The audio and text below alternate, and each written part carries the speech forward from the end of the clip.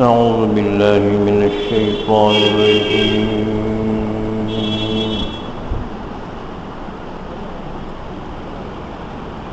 بسم الله الرحمن الرحيم.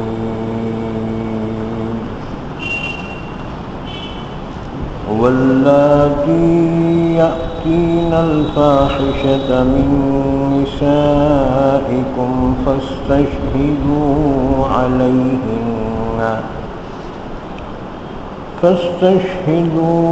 عليهن 4 منكم، فإن شهدوا فأمسكوهن في البيوت حتى يتوفاهن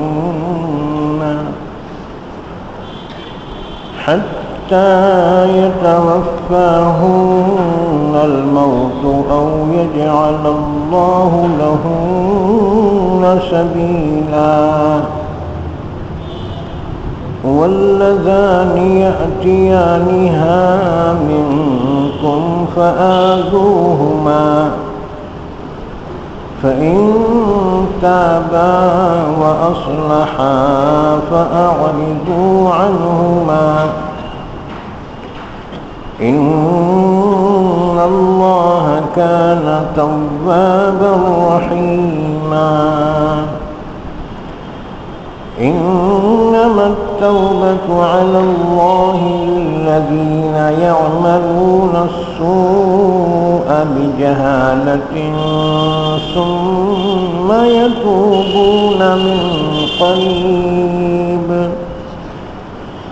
ثم يتوبون من قريب فأولئك يتوب الله عليهم، وكان الله عليما حكيما. وليست التوبة للذين يعملون السيئات حتى إذا حضر أحدهم الموت قال إني تبت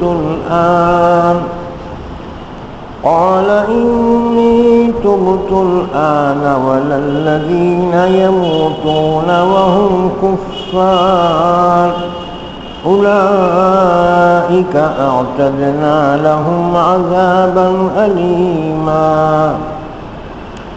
يا أيها الذين آمنوا لا يحل لكم أن ترثوا النساء كرها ولا تعضلوهن لتذهبوا ببعض ما آتيتموهن إلا أن يأتين بفاحشة مبينة، وعاشروهن بالمعروف، فإن كرهتموهن فعسى أن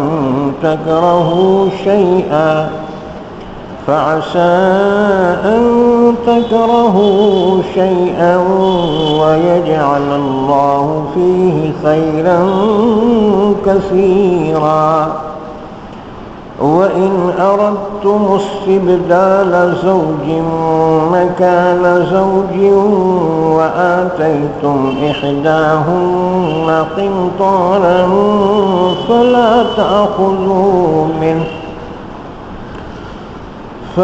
تأخذوا منه شيئا، أتأخذونه بهتانا وإثما مبينا. وكيف تأخذونه وقد أفضى بعضكم إلى بعض وأخذن منكم ميثاقا غليظا. ولا تنكحوا ما نكح آباؤكم من النساء إلا ما قد سلف، إنه كان فاحشة ومقتا وساء سبيلا. حرمت عليكم أمهاتكم وبناتكم وأخواتكم وعماتكم وخالاتكم وبنات الأخ وبنات الأخت وأمهاتكم اللاتي أرضعنكم وأخواتكم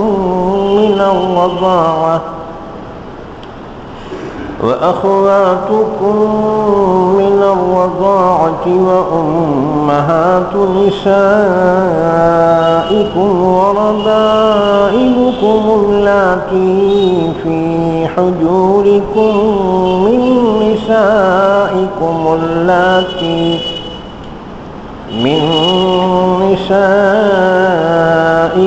اللاتي دخلتم بهن، فإن لم تكونوا دخلتم بهن فلا جناح عليكم. وحلائل أبنائكم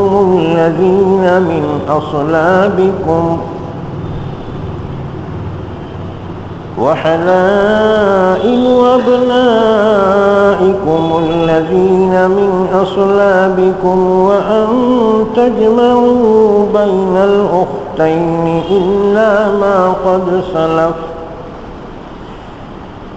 إن الله كان غفورا رحيما.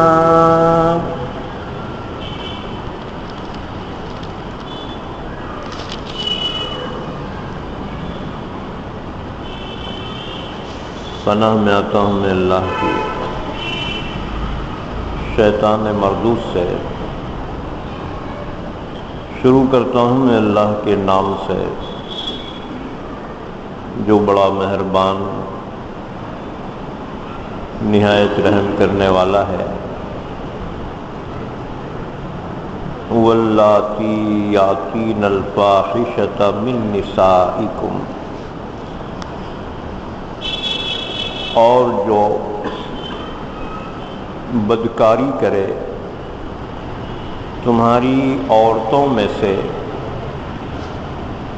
تو ان پر گواہ بنا لو تم میں سے 4 مردوں کو. بس اگر یہ لوگ گواہی دے دیں تو ان عورتوں کو قید رکھو گھروں میں یہاں تک کہ موت ان کا خاتمہ کر دے، یا اللہ ان کے لیے کوئی راہ مقرر کر دے. اور جو 2 شخص تم میں سے بدکاری کریں تو ان دونوں کو تکلیف پہنچاؤ، یعنی سزا دو. پھر اگر وہ دونوں توبہ کر لیں اور اصلاح کر لیں تو ان سے نظر انداز کر دو. بے شک اللہ توبہ قبول کرنے والا رحم کرنے والا ہے. توبہ قبول کرنا اللہ کے ذمہ ہے ان لوگوں کی جو کوئی برا کام کر لیں نادانی سے پھر فوری توبہ کریں تو یہ وہ لوگ ہیں کہ اللہ ان کی توبہ کو قبول فرماتا ہے. اور اللہ جاننے والا حکمت والا ہے. اور ایسوں کی توبہ قبول نہیں ہے جو برے کام کریں یہاں تک کہ جب ان میں سے کسی کا موت کا وقت آ جائے تو کہنے لگے میں اب توبہ کرتا ہوں،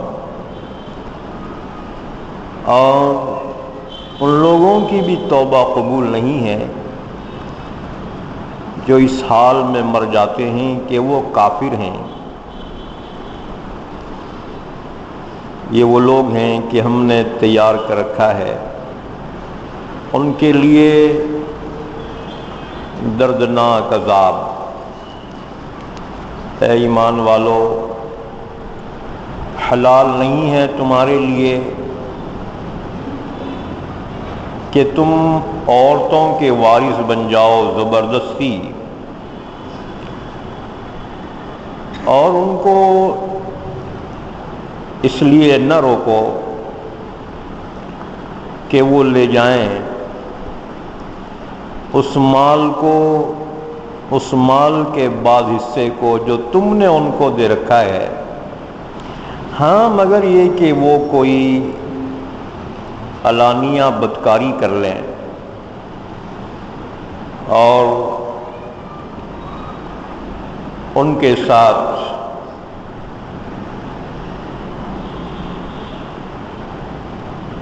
اچھے طریقے کے ساتھ زندگی گزارو۔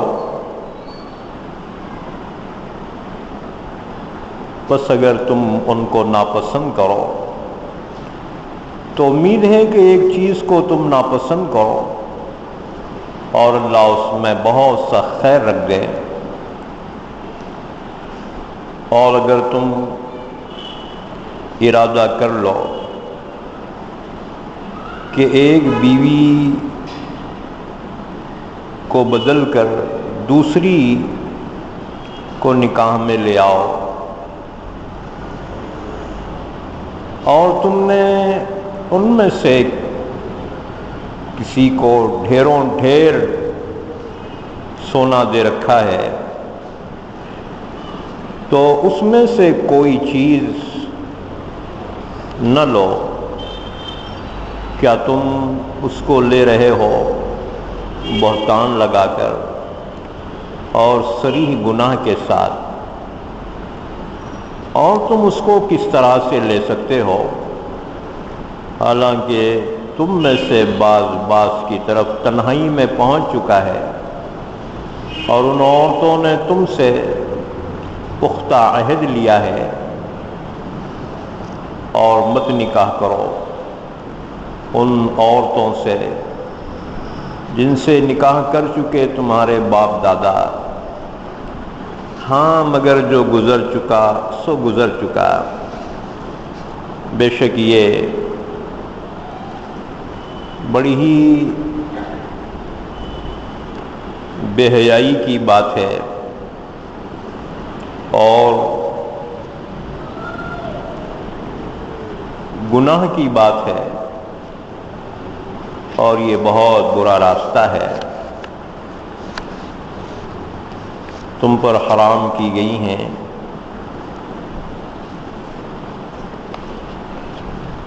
تمہاری مائیں اور تمہاری بیٹیاں اور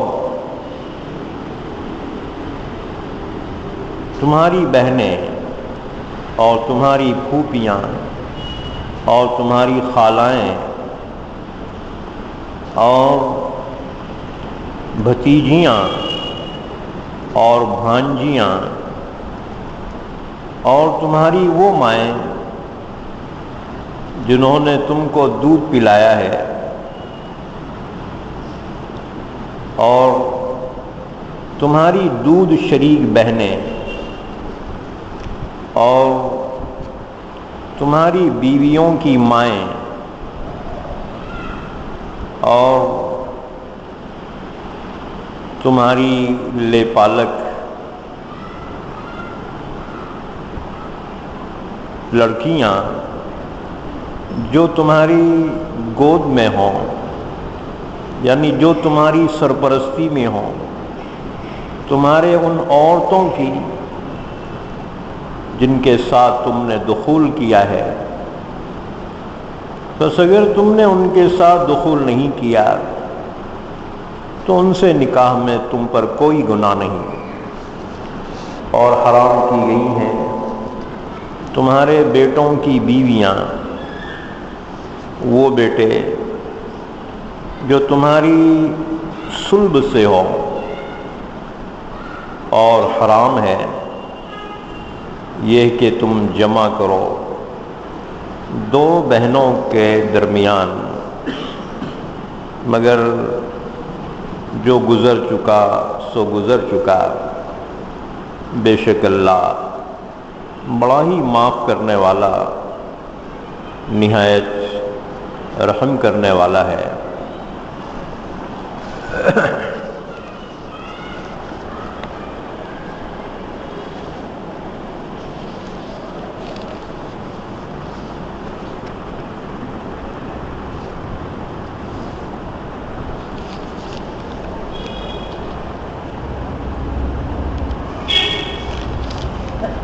واللاتی یاتین الفاحشۃ من نسائکم فاستشہدوا علیہن اربعۃ منکم، یہ سورہ نساء کی آیت نمبر 15 سے لے کر آیت نمبر 23 تک پڑھی گئی ہیں۔ ان آیتوں کا ربط ان سے پہلی آیتوں سے یہ ہے کہ سورہ نساء میں عموماً زمانے جاہلیت کے بری رسمیں اور ظالمانہ قوانین کو رد کیا گیا ہے، اور اسلام کے عادلانہ نظام کو بیان کیا ہے۔ زمانے جاہلیت میں خاص طور پر صنف نازک یعنی عورتوں پہ بڑا ظلم تھا، اسی طرح سے نابالغ بچوں پہ، معصوم بچوں پہ بڑا ظلم تھا کہ ان کو حقوق نہیں دیے جاتے تھے، خصوصاً میراث میں، زمین و جائیداد میں ان کو کوئی حصہ نہیں دیا جاتا تھا۔ اللہ تعالیٰ نے سورہ نساء کے شروع ہی سے حقوق العباد کے ادائیگی پر نہایت زور دیا کہ حقوق اللہ کافی نہیں ہیں جب تک کہ حقوق العباد کی ادائیگی نہ ہو، اس لیے کہ اللہ کے حقوق اور عبادات میں کوتاہی پر اللہ چاہے تو معاف فرما دے کہ وہ غفور و رحیم ہے، لیکن اگر بندوں کی حق تلفی ہوئی تو جب تک بندے معاف نہ کرے اللہ بھی معاف نہیں کرے گا۔ تو گویا یہ امر بڑا شدید ہے۔ بندوں کے حقوق کی ادائیگی کی اہمیت بیان کی گئی سورہ نساء میں، یہ سورہ نساء ہے۔ اسی طرح سے ماں باپ اور قریبی رشتہ داروں کے انتقال پر ان کے وارثین کے درمیان میراث کی تقسیم کس طرح سے ہوگی، اس کی بھی تفصیلات اللہ نے بیان فرما دی۔ یوصیکم اللہ فی اولادکم، یہ پورا رکوع وہی تقسیم میراث کی تفصیلات میں بیان کیا گیا ہے۔ پھر فرما برداروں کو خوشخبری دی گئی اور نافرمانوں کو عذاب سے ڈرایا گیا ہے، چونکہ عورت کمزور ہوتی ہے سماج میں، اس لیے اللہ نے بھی اس کے حقوق کی ادائیگی کے لیے مردوں کو خاص طور سے توجہ دلائی۔ لیکن اگر عورتوں سے قصور ہو جائے تو کیا تب بھی معاف کیے جائیں گے؟ اللہ نے فرمایا قصور ہو جائے تو اس پر ان کو سزا دی جائے گی۔ اللہ کی نافرمانی مرد کرے یا عورت کرے، ہر ایک کو اس قصور پر سزا دی جائے گی۔ خصوصاً بدکاری بے حیائی کا کام کرے تو اس پر اللہ نے سزا مقرر کی۔ یہ آیت ابتدائی ہے، اس کے بعد پھر مزید سزا کے سلسلے میں اللہ نے وضاحت کے ساتھ بیان فرمایا۔ واللاتی یاتین الفاحشۃ من نسائکم، تمہاری عورتوں میں سے، گھر کی عورت ہو یا رشتے ناطے کی جتنی عورتیں ہیں، سب اس میں اس حکم میں شامل ہیں۔ واللاتی یاتین الفاحشۃ، فاحشہ بے حیائی بدکاری کا کام، من نسائکم تمہاری عورتوں میں سے، اگر کوئی بدکاری کرے بے حیائی کا کام کرے تو کیا صرف عورت ہے نازک ہے اس لیے چھوڑ دی جائے گی؟ نہ، گناہ کی سزا شریعت میں کمپلسری ہے، کیونکہ مجرم سزا کے بغیر درست ہی نہیں ہو سکتا ہے۔ اگر مجرم پہ رحم کھائے نا، ادھر رحم کھائے اس کے بعد انہیں دسیوں جرم کرتا ہے، اس لیے جہاں معاف کرنا ہے وہاں معاف کرنے کا بھی حکم دیا ہے، اور جہاں سزا دینا ہے وہاں سزا کو کمپلسری کر دیا ہے، اس میں کوئی رعایت نہیں۔ اور جو اس میں رعایت کرے، ارے کئی کو مار رہے جان دو نا، اللہ نے فرمایا اس کا ایمان ہی نہیں، وہ مسلمان ہی نہیں ہے۔ وَلَا تَأْخُذُكُمْ بِهِمَا رَأْفَةٌ فِي دِينِ اللَّهِ، جب زناکار مرد اور عورت کو سزا دی جا رہی ہو، اللہ نے فرمایا خبردار ان کے سزا دیتے وقت تمہارے دل میں ان کے بارے میں ذرا بھی رحم نہیں آنا چاہیے، کیونکہ رحم آنے کے معنی یہ ہے کہ اللہ کا یہ قانون ظلم ہے، نعوذ باللہ اللہ ظالم تو نہیں ہے، اس لیے مجرم کو سزا ملنا ہی چاہیے۔ اور دنیا کے حکومتیں بھی مجرم کو سزا دیتی ہیں جرائم کے سد باب کے لیے، روکنے کے لیے، اور اسلام بھی سزا دیتا ہے، دونوں میں فرق ہے کہ دنیا کی حکومتیں سزا دیتی ہیں مجرم کو، لیکن اس کے بعد مجرم کے سدھرنے کے چانسز اتنے نہیں ہوتے جتنے کہ ہونا چاہیے۔ بہت سارے جیل سے آ کے اور بگڑتے، حالانکہ سزا کے بعد 100% سدھرنا تھا، نہیں سدھرتے۔ اسلام جو سزائیں دیتا ہے اس کے ساتھ ساتھ جو روح اصلاح ہے، تقویٰ اور آخرت کا خوف، یہ ضرور بیان کرتا ہے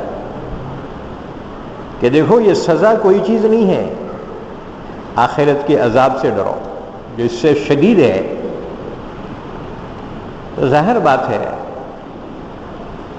کہ جسمانی سزا سے جسمانی عمل درست ہوگا، لیکن روحانی جرائم باقی رہیں گے، گناہ کی سوچ باقی رہیں گی۔ سزا تو جسم کو ملی ہے، لیکن اس کے دل دماغ میں گناہ کے خیالات پھر بھی باقی رہیں گے، اس کی پلاننگ باقی رہیں گی، جب تک کہ سچی توبہ نہ کر رہے۔ اور اس کے لیے اللہ نے ترغیب دی، واتقوا اللہ، مجرموں اللہ سے ڈرو، یہ سزا کچھ بھی نہیں ہے، انہیں جو سزا دیں گا وہاں آخرت میں بہت شدید ہوں گی، جہنم کی سزا، اللہ کی سزا، اس سے ڈرو۔ تو ظاہر بات ہے اسلام نے ظاہری تربیت پر اکتفا نہیں کیا بلکہ روحانی تربیت بھی کی کہ روح کی بھی اصلاح ہو اور جسم کی بھی اصلاح ہو۔ جسم کی اصلاح ہوگی، ظاہری گناہوں سے انسان بچے گا، روح کی اصلاح ہوگی تو باطینی گناہوں سے بندہ بچے گا۔ اور دنیا کے قوانین میں جسمانی سزا دے کر جسم کو جرم سے روکنے کی کوشش کی جاتی ہے، لیکن روحانی تربیت کی طرف کوئی توجہ نہیں ہوتی۔ جرم کیا اسے ماریں گے، سزا بھگت کے پھر جرم کیا اسے پہلے سے زیادہ سزا دیں گے، لیکن بعض مجرمین مرنے تک جرم میں رہتے ہیں، بعضوں کے جنازے ہی جیل خانوں سے اٹھتے ہیں، ایسے بھی ہوتے ہیں۔ تو دنیا والوں کی سزا میں اور اسلام کی سزا میں فرق ہے کہ دنیا والوں کی سزا کا اثر جسم تک ہوتا ہے، جرم کرنے کی ہمت نہیں کرتا، لیکن اس کا دل دماغ تو آزاد ہے، اس پر کس کی پکڑ ہے؟ تو اس کا دل دماغ گناہ کے پلاننگ میں ہوتا ہے۔ اس لیے اللہ نے سزا کے ذکر کے ساتھ تقوی کی تاکید کی، اپنے عذاب سے ڈرایا، فکر آخرت کہ ایک دن اللہ کے سامنے حاضر ہونا ہے تو اللہ کو کیا منہ دکھاؤ گے او مجرموں، عار دلائی ہے، اور ان کو آخرت کے عذاب کا خوف دلایا۔ دنیا میں دیکھو نفسیات، کسی کی اصلاح کے لیے نفسیات کے دو اصول ہیں، آدمی سدھرنے کے لیے دو اصول ہیں۔ ایک اصول تو یہ ہے اس کو ترغیب دی جائے، بچہ اسکول نہیں جا رہا، ایک بیٹا روزانہ جاتے کو 5 روپے روز دیتے، اب 5 کا زمانہ ختم ہو گیا، اب بچے 10 کے اوپر ہی ہیں، اب فقیران کا بھی ریٹ بڑھ گیا، اب 2 کے اوپر ہی ہیں۔ بہرحال ترغیب کی وجہ سے، انعام کی لالچ کی وجہ سے انسان عمل کرتا ہے، یہ نفسیات ہے، سائیکولوجیکل ہے۔ نمبر 2، دوسرا اصول، ڈرانے دھمکانے سے، سزا سے انسان سدھر سکتا ہے۔ بہت سارے لاڑوں سے نہیں سدھرتے، ان کو جوتے ہی ہونا برابر سدھر، ایک دن یا دوسرے دن جو مارے اسکول شروع ہونے سے پہلے بھاگ کے جاتا ہوتا ہے۔ یہ 2 ہی اصول ہیں کسی کی اصلاح کے لیے، ترغیب یا ترہیب،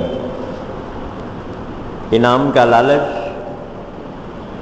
یا سزا سے ڈرانا۔ تو اللہ تعالیٰ نے قرآن پاک میں دونوں طرز اختیار کیے، ماننے والوں کے لیے انعامات، جنت کی نعمتیں، اللہ کی رضا، آخرت کی کامیابی، نجات، اور دنیا میں فتح کامرانی کی بشارتیں اللہ نے عطا فرمائی، اور نافرمانوں کے لیے اپنے عذاب کی دھمکی دی، ڈرایا، جہنم کے عذابات کی تفصیل بیان کی، میدان حشر کی ہولناکیوں کو اور ان مناظر کو تفصیل سے بیان کیا۔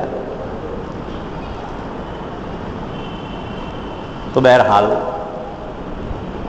اللہ نے فرمایا جرم چاہے مرد کرے چاہے عورت،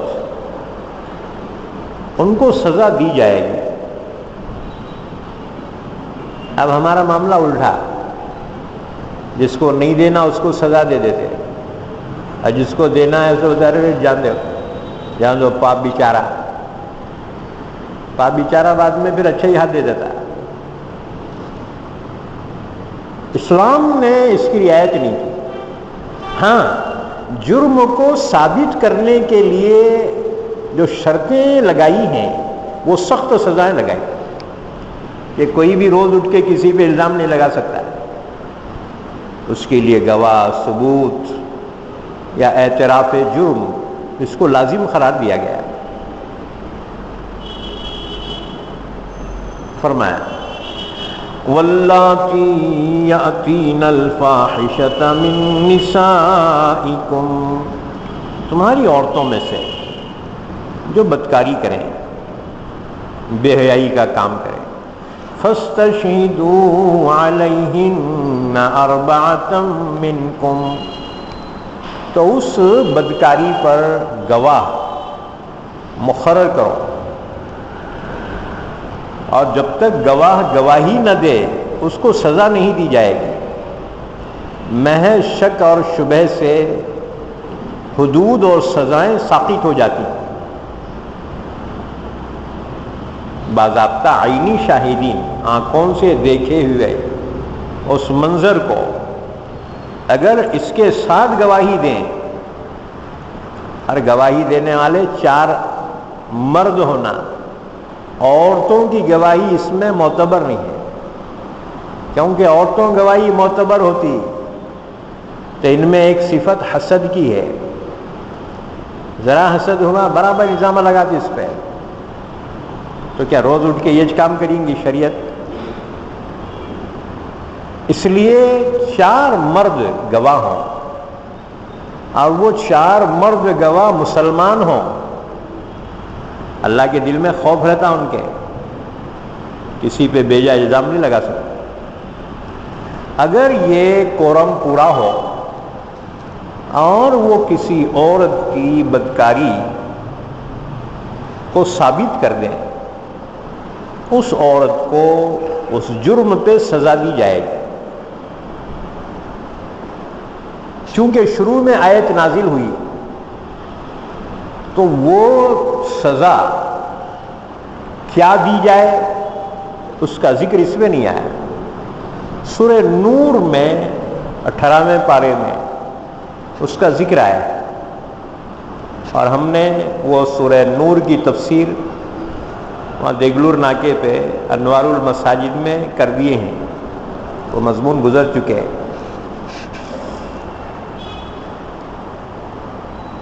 لیکن شروع میں کوئی سزا متعین نہیں تھی، تو شروع میں کیا سزا ہے؟ فَاسْتَشْهِدُوا عَلَيْهِنَّ أَرْبَعَةً مِّنْكُمْ، تم میں سے 4 مرد کو گواہ مقرر کرو۔ فَإِن شَهِدُوا، اگر 4 مرد نے کسی عورت کی بے حیائی اور بدکاری کی گواہی دے دی کہ ہم اپنی آنکھوں سے دیکھی ہیں اس کو بدکاری کرتے ہوئے، اللہ نے فرمایا اس کو کیا سزا دو اس عورت کو؟ فَأَمْسِكُوهُنَّ فِي الْبُيُوتِ، اس عورت کو گھر میں قید کر دے۔ آج کل جو ہے نا بعضوں کو نظر قید کر دیتے، نظر قید بولے تو گھر کے اندر ہی رہنا بیٹا، باہر نکلنا نہیں، باہر پہرے بٹھا دیتے، اسے بولتے ہیں سزائے نظر قید۔ اللہ نے فرمایا ایسی بدکار عورت کو سزا یہ ہے اسے گھر میں قید کر دو، یعنی اس کے باہر نکلنے پہ پابندی کر دو۔ کیوں کہ یہ سماج کو خراب کر دیں گے۔ ایک گندی مچھلی پورے تالاب کے مچھلیوں کو خراب کر دیتی، اس لیے اس کو الگ کر دیا۔ فَأَمْسِكُوهُنَّ فِي الْبُيُوتِ، اس کو تم قید کر دو، اس سے روک دو گھروں میں. حتی یتوفاہن الموت او یجعل اللہ لہن سبیلا. کب تک قید کرنا؟ دو صورتیں بیان کی. یا تو انہیں مر جانا، یعنی موت تک اس کو نظر قید کر دو، کیونکہ انہیں باہر نکلی، اس کا دماغ پہلے ہی خراب ہو چکا ہے، یہ دوسروں کی دماغ خراب کرتے پھریں گے، اس پہ کنٹرول کرو. یا اللہ خود کوئی سزا اس جرم کی مقرر کر دے. اس کے معنی یہ ہیں اس وقت تک کوڑوں کی سزا یا پتھروں سے مارنے کی سزا کا حکم نہیں آیا تھا، بعد میں آیا. یہ ابتدائی حکم ہے. یہ حتی یتوفاہن الموت او یجعل اللہ لہن سبیلا، یہاں تک کہ وہ مر جائیں، موت ان کا خاتمہ کر دے، یا اللہ ہی ان کے لیے کوئی سزا مقرر کر دے. رسول اللہ صلی اللہ علیہ وسلم میں سورہ نور نازل ہوئی تو فرمایا لو اللہ نے وہ سبیل جس کا وعدہ کیا تھا، اللہ نے وہ حکم نازل فرما دیا. الزانیۃ والزانی فاجلدوا کل واحد منہما 100 جلدہ. غیر شادی شدہ مرد، غیر شادی شدہ عورت اگر زنا کرے تو ان میں سے ہر ایک کو 100 کوڑے مارو. کوڑے بولے تو چمڑے کے رہتے ہیں، جب یہ ایک پڑتا نا کوڑا چمڑا ہی نکالتا ہے. 100 کوڑے مارو. اچھا، اور اگر شادی شدہ ہو کر زنا کرے تو اس کی سزا یہ ہے کہ اس کو پتھروں سے اتنا مارو کہ یہاں تک کہ وہ مر جائے. یعنی قتل ہی سزا ہے، لیکن سزا بھی کیسا؟ ایک جھٹکے میں مارنے کا نہیں ہے، بلکہ عبرتناک سزا. یہ دیکھنے والا کانپ جائے اور اس جرم کے کرنے کی ہمت نہ کر سکے.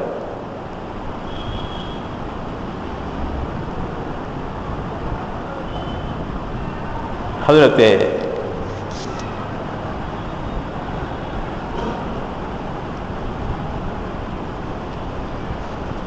عمر رضی اللہ تعالیٰ عنہ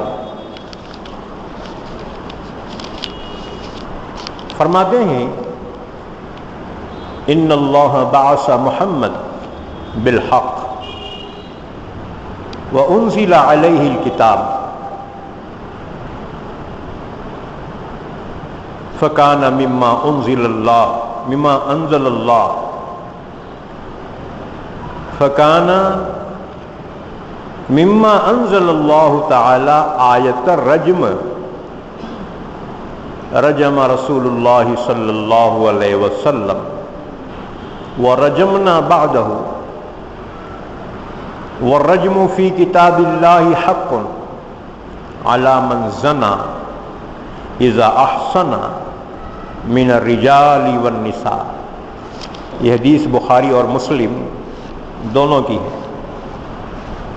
حضرت عمر فرماتے ہیں بے شک اللہ نے محمد صلی اللہ علیہ وسلم کو حق کے ساتھ بھیجا اور آپ پر کتاب نازل کی گئی قرآن پاک، تو اس میں رجم کی آیت بھی تھی. رسول اللہ صلی اللہ علیہ وسلم نے رجم کیا اور آپ کے بعد ہم نے بھی رجم کیا، یعنی زناکاروں کو پتھر مارنے کی سزا دی. اور رجم اللہ کی کتاب میں ہے، حق ہے، اس پر جاری کیا جائے گا جو بھی زنا کرے. بشرطے کہ وہ شادی شدہ ہو، چاہے مرد ہو چاہے عورت ہو۔ یہ حدیث بخاری اور مسلم دونوں میں بیان کی گئی۔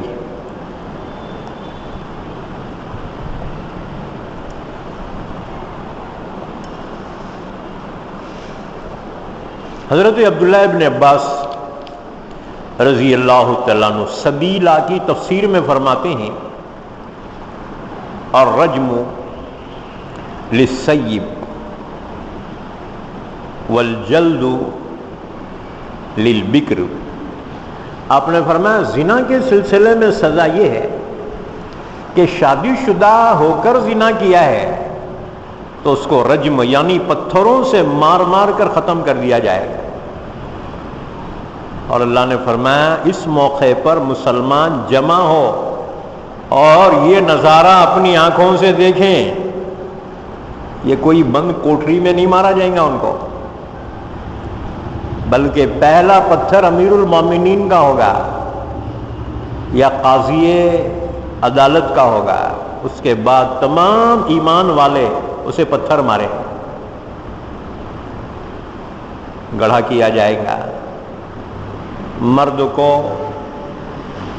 کمر تک، عورت کو سینے تک اس گڑھے میں اتارا جائے گا، پھر پتھروں سے مارا جائے گا۔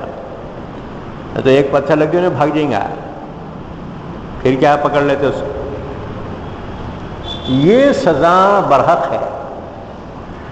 تو حضرت ابن عباس نے سبیلا کی تفسیر میں فرمایا کہ الرجم للسیب، شادی شدہ ہو کر زنا کرے اس کے لیے رجم ہے، پتھروں سے مار کر ہلاک کرنا ہے۔ والجلد للبکری، اور کوڑوں کی سزا ہے غیر شادی شدہ کے لیے۔ تو فرمایا او یجعل اللہ لہن سبیلا، کہ اللہ خود ان کے لیے کوئی سزا مقرر کرے گا۔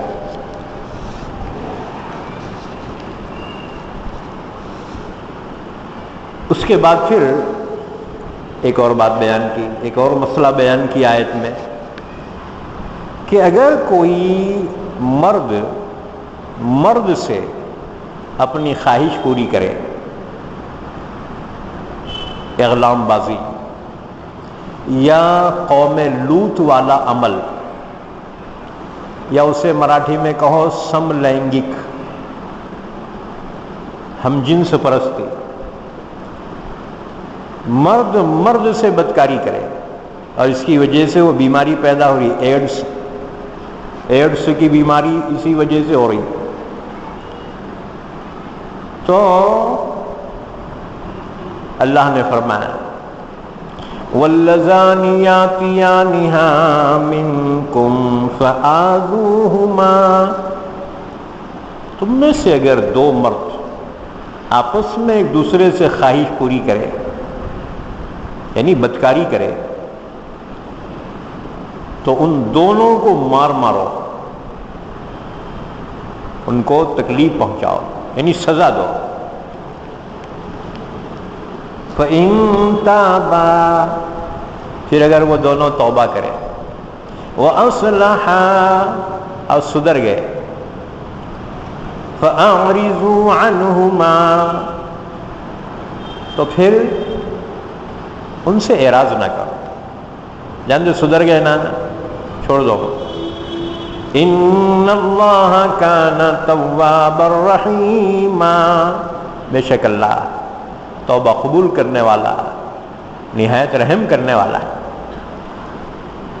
اس کے بعد سنو، اس فعل کے سلسلے میں رسول اللہ صلی اللہ علیہ وسلم نے لعنت فرمائی اور سخت وعید بیان کی۔ حدیث نمبر 1، عن ابی ہریرہ رضی اللہ عنہ ان رسول اللہ صلی اللہ علیہ وسلم قال لعن اللہ سبعة من خلقه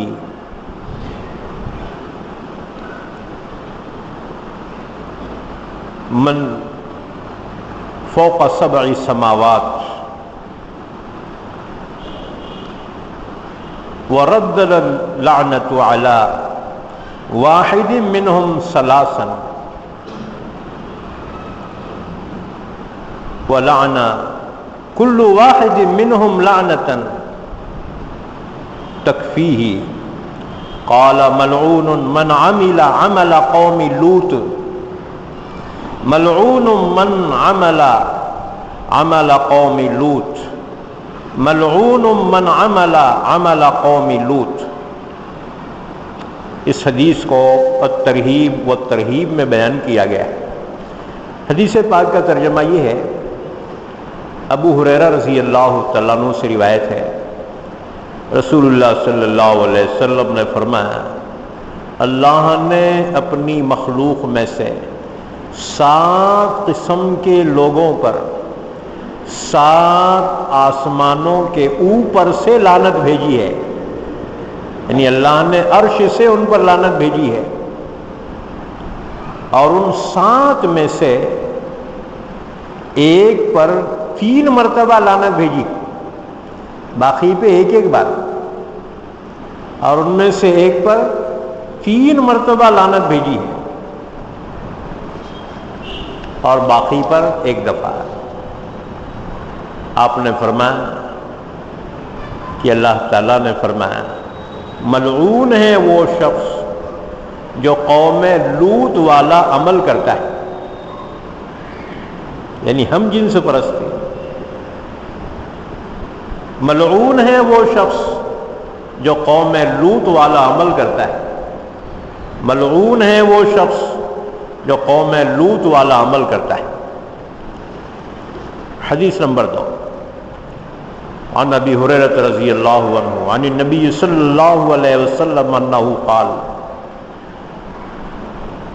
اربعۃ یسبحون فی غضب اللہ وَيَمْسُونَ فِي سَخَطِ اللَّهِ۔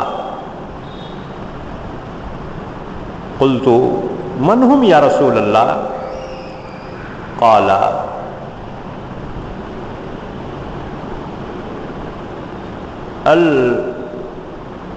الْمُشْتَهُونَ مِنَ الرِّجَالِ وَالنِّسَاءِ وَالْمُشْتَهَاتُ مِنَ النِّسَاءِ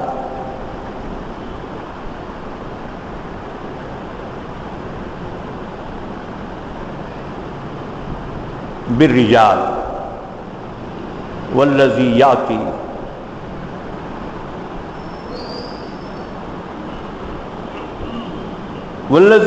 البہیمہ والذی یاتی الرجال۔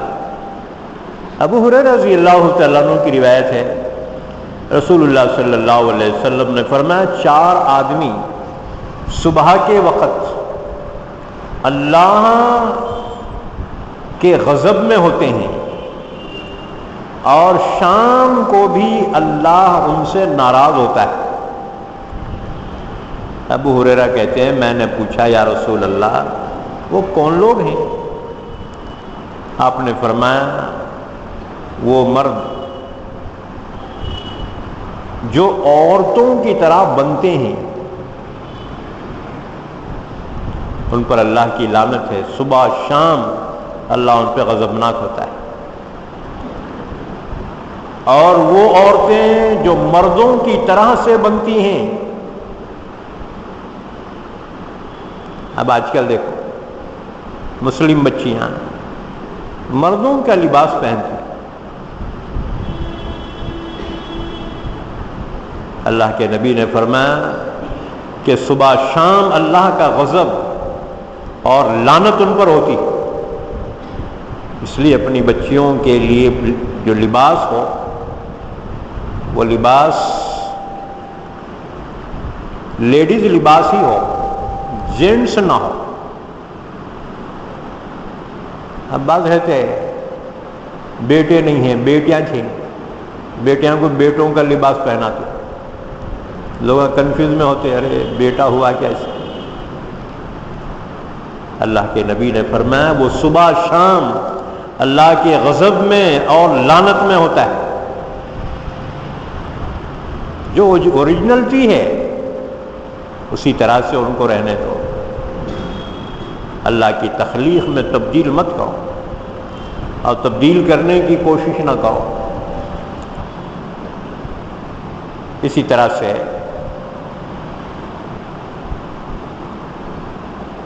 وہ شخص جو چوپائے جانور کے ساتھ غیر فطری حرکت کرتا ہے، اور وہ مرد جو مرد سے اپنی خواہش پورا کرتا ہے، یہ چار پر اللہ کا غضب صبح بھی ہوتا ہے اور شام میں بھی وہ اللہ کے غضب میں اور لعنت میں ہوتے ہیں. اسی طرح سے اور ایک حدیث مبارکہ عن ابن عباس رضی اللہ عنہ انہ قال قال رسول اللہ صلی اللہ علیہ وسلم من وجدتموه يعمل عمل قوم لوط فاقتلوا الفاعل والمفعول به. حضرت ابن عباس رضی اللہ تعالیٰ عنہ کی روایت ہے، رسول اللہ صلی اللہ علیہ وسلم نے ارشاد فرمایا کہ جس کو تم قوم لوط والا عمل کرتے ہوئے پاؤ، آپ نے فرمایا دونوں کو قتل کر دو، فاعل کو اور مفعول کو، دونوں کو قتل کر دو. بلکہ دور صحابہ میں تو ایسے شخص کو بہت سخت سزائیں دی گئی، بعض کو تو زندہ جلا دیا گیا کہ غیر فطری حرکت اس نے کی. اب اس کی سزا کا تو قرآن میں ذکر نہیں ہے، لیکن امیر المومنین کو تعزیر کا اختیار ہوتا ہے. ایک ہے حدود، اسلامی وہ قوانین جو اللہ کی جانب سے مقررہ ہیں، اس میں کسی امیر المومنین کی رائے کو دخل نہیں، وہ کمپلسری. اور بعض وہ ہیں کہ جو امیر المومنین کے ثوابدید پر ہیں، کم سزا دے یا زیادہ سزا دے. چنانچہ دور صحابہ میں ایسوں کو سخت سزا دی گئی. اس سلسلے میں محمد ابن المنکدر کی روایت ہے کہ حضرت خالد ابن ولید رضی اللہ تعالیٰ عنہ نے امیر المومنین حضرت ابو بکر صدیق رضی اللہ تعالیٰ عنہ کو خط لکھا کہ یہاں عرب کے ایک علاقے میں ایک مرد ہے جس کے ساتھ عورت والا کام کیا جاتا ہے. حضرت ابو بکر صدیق رضی اللہ عنہ نے اس سلسلے میں صحابہ کو جمع فرمایا، پوچھا کہ کیا سزا اس کو دینی چاہیے. حضرت علی تشریف لائے. حضرت علی نے فرمایا یہ ایک ایسا گناہ ہے جس کا ارتکاب سوائے ایک قوم کے کسی نے نہیں کیا. لوط علیہ السلام کی قوم نے کیا تھا ایسی حرکت، اور اللہ نے اس قوم کے ساتھ جو معاملہ کیا وہ آپ سب کو معلوم ہے کہ اللہ نے پتھروں کی بھی بارش کی، ان کی بستی کو اٹھا کے پٹخی دی اور زلزلہ بھی آیا. حضرت علی نے فرمایا میری رائے یہ ہے کہ اس غیر فطری حرکت کرنے والے کو آگ میں جلا دیا جائے. تمام صحابہ اس پر متفق ہو گئے. یاد رکھو، ایک حجت تو قرآن پاک، دوسری حجت ہے حدیث مبارکہ. اگر قرآن میں بھی نہ ملے، حدیث میں بھی نہ ملے، تو تیسری حجت ہے اجماع صحابہ، کہ اللہ کے نبی کے صحابہ جس مسئلے میں متفق ہو گئے ہیں وہ بھی ہمارے لیے حجت ہے۔ اب لوگ بولتے ہیں حدیث کا حوالہ دو، حالانکہ یہ بھی حجت ہے اجماع صحابہ، بہرحال کم علمی کی وجہ سے۔ تو تمام صحابہ نے اس پر اتفاق کیا، اور ابو بکر صدیق نے اس شخص کو آگ میں جلا دینے کا حکم دیا۔ یاد رکھو ایک اور حدیث مبارکہ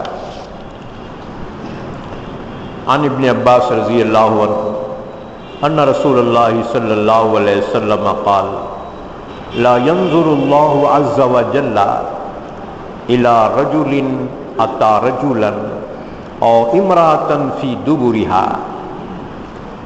ابن عباس فرماتے ہیں رسول اللہ صلی اللہ علیہ وسلم نے ارشاد فرمایا اللہ اس کی طرف نظر کرم نہیں کرے گا جو مرد کسی مرد سے اپنی حرکت پوری کرتا یا عورت سے غیر فطری فعل کرتا۔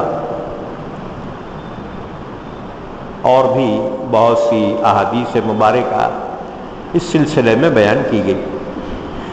واللذان یأتیانها منکم فآذوہما، اور تم میں سے جو دو مرد اس طرح سے غیر فطری حرکت کرے، بدکاری کرے، تو ان دونوں کو سزا دو۔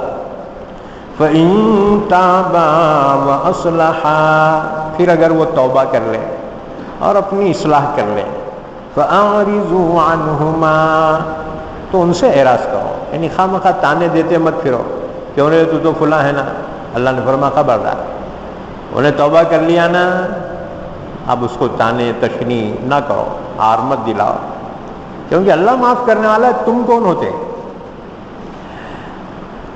ان اللہ کان توابا رحیما، بے شک اللہ توبہ قبول کرنے والا، رحم کرنے والا ہے۔ اس کے بعد پھر توبہ کے سلسلے میں کچھ تفصیلات بیان کی۔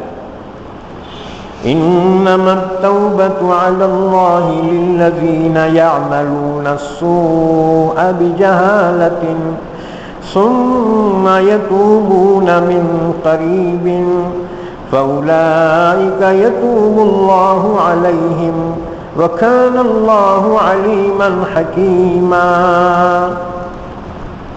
اللہ کس کی توبہ قبول کرتا ہے اور کس کی توبہ قبول نہیں کرتا ہے، دو آیتوں میں اس کے اصول بیان کیے گئے۔ پہلی آیت میں توبہ کی قبولیت کے لیے شرطیں بیان کی۔ انما التوبۃ علی اللہ، اللہ کے ذمے ہے ان بندوں کی توبہ قبول کرنا، للذین یعملون السوء بجہالۃ، جو کوئی گناہ کا کام کرے نادانی سے،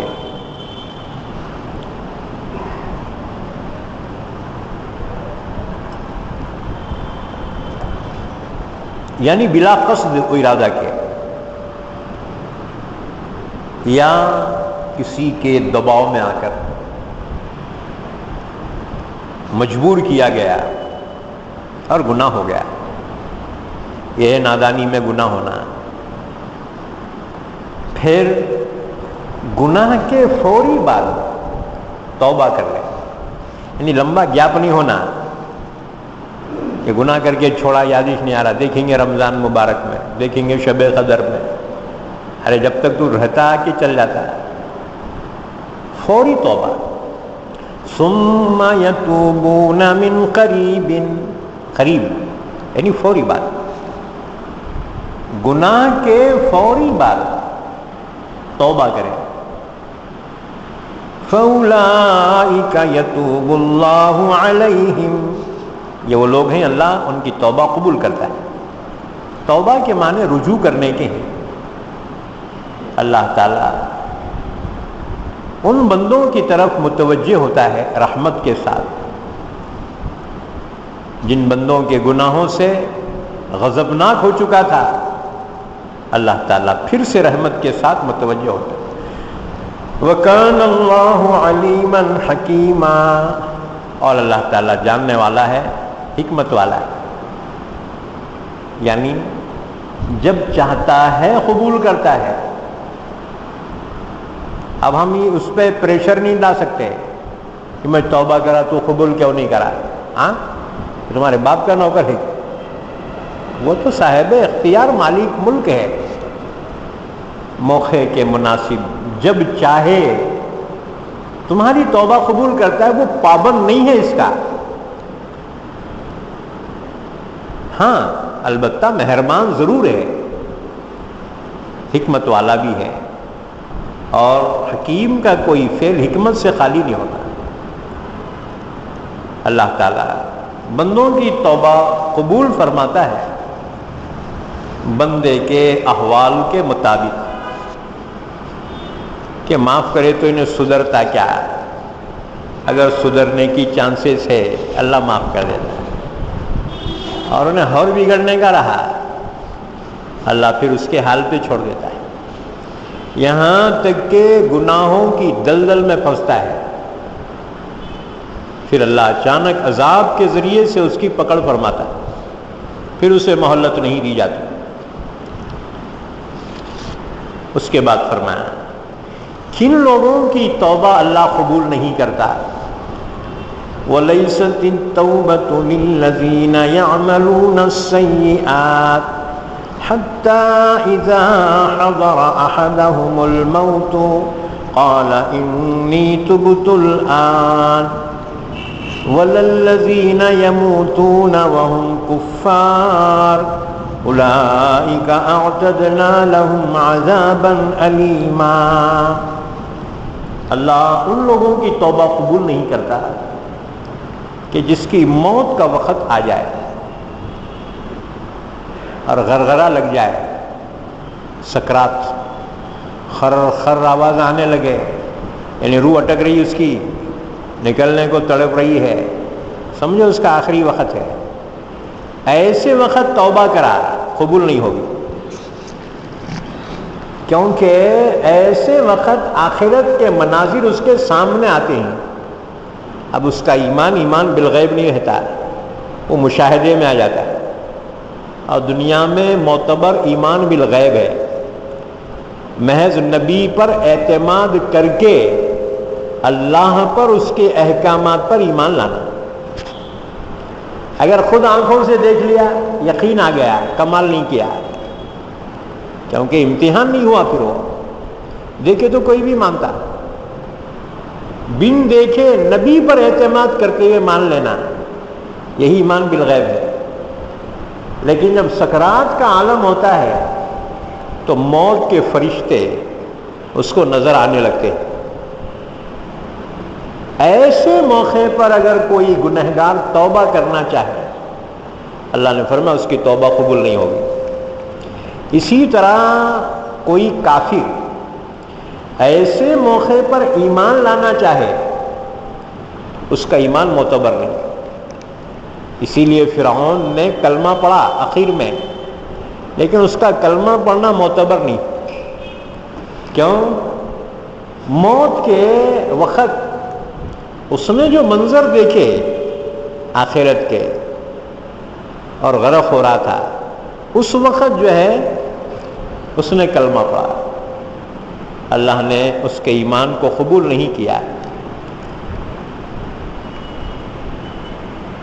فلما أدركه الغرق قال آمنت أنه لا إله إلا الذي آمنت به بنو إسرائيل وأنا من المسلمين۔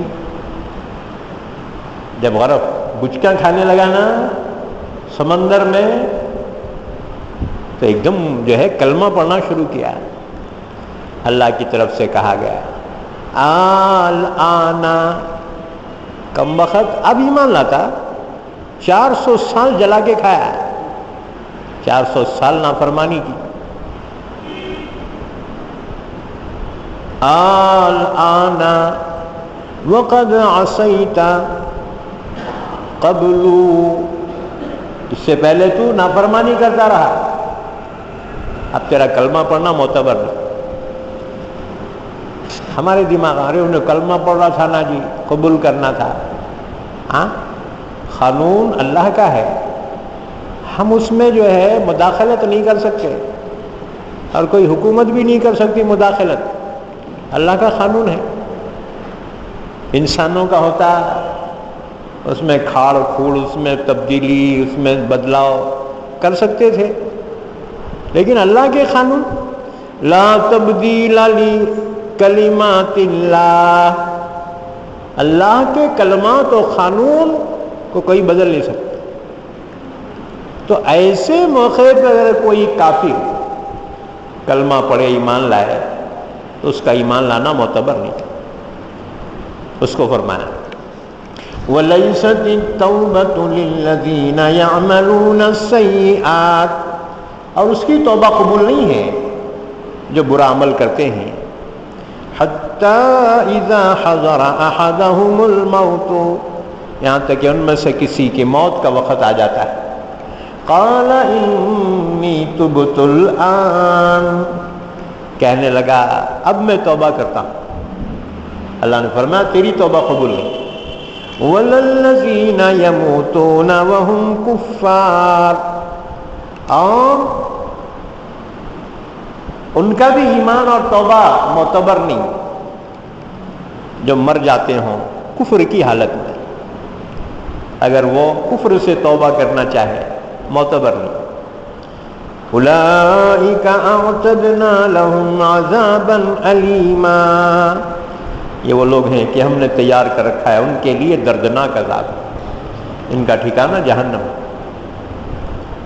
اچھا پھر وہ کیا قصہ ہے کہ آخر میں کلمہ پڑھے، کلمے کی موت نصیب ہو گئی. وہ پہلے سے مسلمان ہے اور آخر میں کلمہ پڑھا، خوش نصیب ہے وہ. اچھا، اور جس نے کلمہ نہیں پڑھا ویسے ہی مر گیا، کلمہ پڑھنے کا چانس ہی نہیں ملا اس کو. ہاں ایکسیڈنٹ ہو گیا، اب کہے کا کلمہ پڑھتا، کہے کا سوچتا، اچانک اڑ گیا، اسے چانس ہی نہیں ملا. اب یہ نہیں سکتے کہہ سکتے کہ بڑا بد نصیب تھا کلمہ بھی نہیں پڑھا. کلمہ پڑھنا ضروری نہیں ہے، بلکہ کلمے سے انکار نہ ہو. یاد رکھو کلمے کی موت کے معنی کیا ہیں، لوگوں کو کنفیوژن ہوتا ہے. اچھا ہوا تو پوچھتے بھی نہیں، لوگ تحقیق بھی نہیں کرتے، اپنے دماغ سے کلمے کی موت کے معنی یہ نہیں ہے کہ کلمہ پڑھ کے مرے، بلکہ کلمے کی موت کے معنی یہ ہے کہ کلمے کا انکار نہ کرے. اگر کلمے کا انکار کر کے مرا، کافر مرا، اب آخر میں چانس نہیں ملا کلمہ پڑھنے کا، مر گیا. پڑھنا ضروری نہیں تھا. کیوں کہ ہر مومن کے دل میں ایمان ہے، کلمہ ہے. جب تک کہ انکار نہ کرے، اور انکار نہیں ہے تو پھر وہ کلمے ہی کی موت ہے، وہ ایمان ہی کی موت مرا ہے جو انکار نہ کرے. اخیر میں شدت تکلیف کی وجہ سے بس اوقات انسان انکار کر دیتا ہے. اب لوگ کلمہ پڑھ، انہیں تکلیف ہوتی رہتی ہے، پریشر ڈالے کلمہ پڑھ، انہوں نے بولا نہیں پڑھتا جا. اب مرا تو کافر مرا. اس لیے حکم یہ ہے کہ کلمے کی تلقین کے معنی یہ نہیں ہے کہ اس پہ تم پریشر ڈالو، کلمہ پڑھو حضرت کلمہ پڑھو، بولنے کی ضرورت نہیں ہے. خود پڑھتے بیٹھو کلمہ، اسے بھی یاد آ جائے گا اور وہ پڑھ لے گا تو اس کا خاتمہ بہترین ہوگا.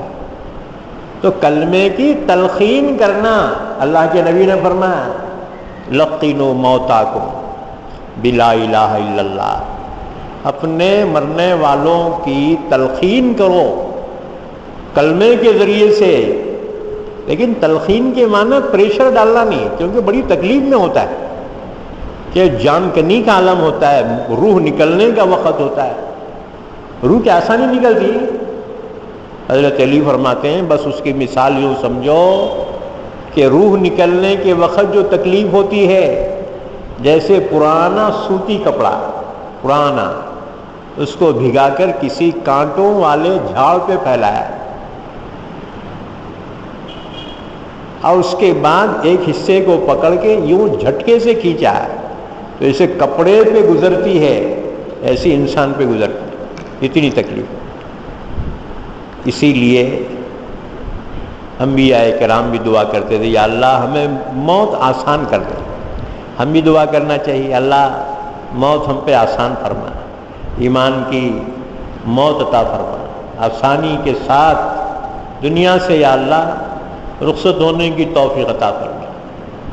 بعض حضرت بڑے خوش نصیب، حضرت فرید الدین عطار رحمۃ اللہ علیہ، عطار بولتے تھے پہلے زمانے میں یہ میڈیکل والوں کو، یونانی دوائیں بیچنے والوں کو عطار بولتے تھے۔ تو اب ان کے پاس میڈیکل تھی اور حکیموں کے میڈیکل ہیں، اس میں سب لکوڈ زیادہ تر۔ تو ایک فقیر آیا، خوب غور سے دیکھ رہا ہے، کبھی وہ شیشہ دیکھ رہا ہے، کبھی ان کو دیکھ رہا ہے۔ انہوں نے پوچھا فقیر سے کیا دیکھ رہا رے میاں؟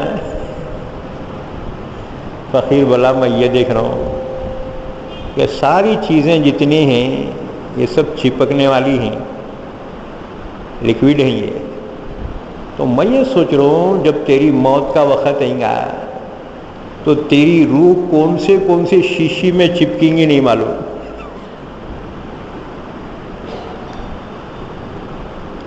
بڑا غصہ آیا۔ فرید الدین عطار، یہ فرید الدین گنج شکر وہ الگ ہیں، یہ فرید الدین عطار الگ ہیں۔ بہت ٹینشن آ گیا، یہ بھیکاری اور ہمارے کو ایسا تانا دے رہا کہ ہماری روح اس میں اٹکتی کہ اس کی اس میں اندر اٹکتی۔ انہوں نے بولے جا میاں تو اپنا سوچ، تیری موت کیسے آئیں گی؟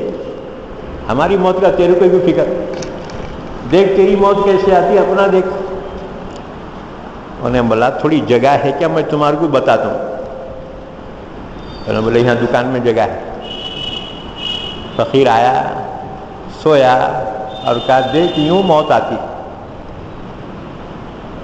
اور صحیح بھی جانی چلے گی اس کے، روح پرواز ہو گئی، ابھی نہ اٹھا رہے، ارے اٹھ رہے بھائی دکان بند کرنے کا، کہے کا اٹھتا گیا۔ اتنی آسان موت۔ اللہ تعالیٰ سے یہی دعا کرنا چاہیے اللہ ایمان پر آسانی کے ساتھ موت عطا فرما، کیونکہ اصل خاتمے پہ معاملہ ہے۔